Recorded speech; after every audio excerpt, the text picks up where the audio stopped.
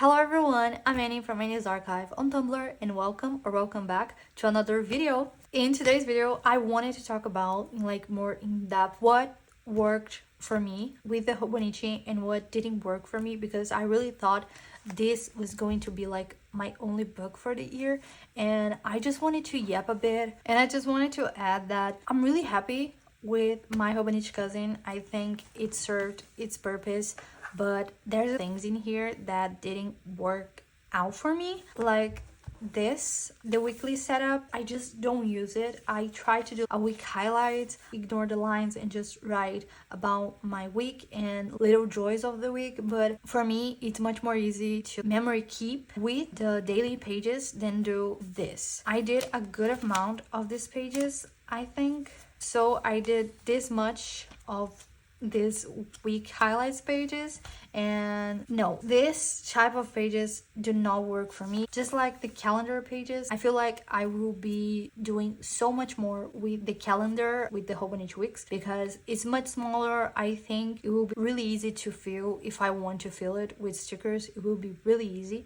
And yeah, commonplace wise, I have nothing to say about this. It was my commonplace for a long time. What drifted me apart from the cousin was the daily bit that I used to do. So my layout consistent, this part being the commonplace bit and this right here being like the journaling, the memory keeping journaling for the day. I did a lot, as you can see.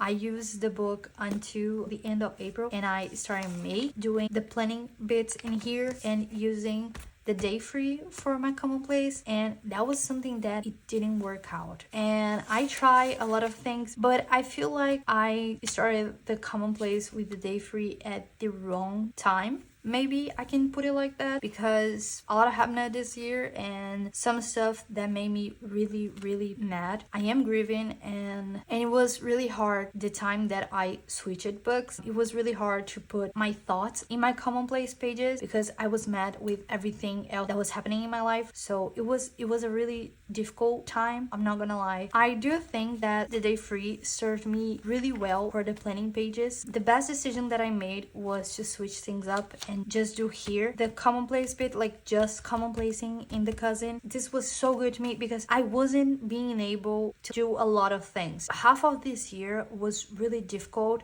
I feel like I learned to start to live again just like September maybe. So it was really difficult to go through all of the previous months, and I feel like the day free worked so well because I didn't want to do much, but I would fill a page so easily, and I didn't want to write as much as I used to do in here.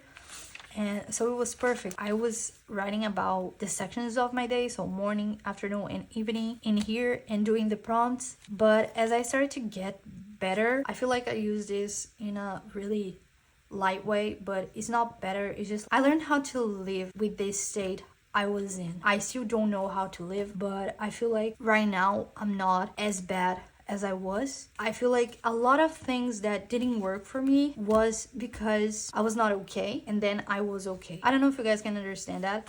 Mina's the part that I spoke at the beginning of this video, this part, no, this didn't work. So yeah, the rest, it worked for a time. Like, I really love everything that I did with this book, everything that I put in here, everything that I commonplaced, and I really love to go through it all again and just see every page that I did and everything that I wrote. With the day free, it just got small to me because I had a lot more to talk about, so I really wanted to dive more in depth with my feelings. The days that I wanted to talk more, I couldn't because of the size. So yeah, so I think it all comes down to like timing, and I really wanted to start taking my books with me, but I mean, I think what threw me off a bit was the size of this. Like, it just got so big. It's so amazing to see how they booked up, and I'm really proud of it. I'm not gonna lie.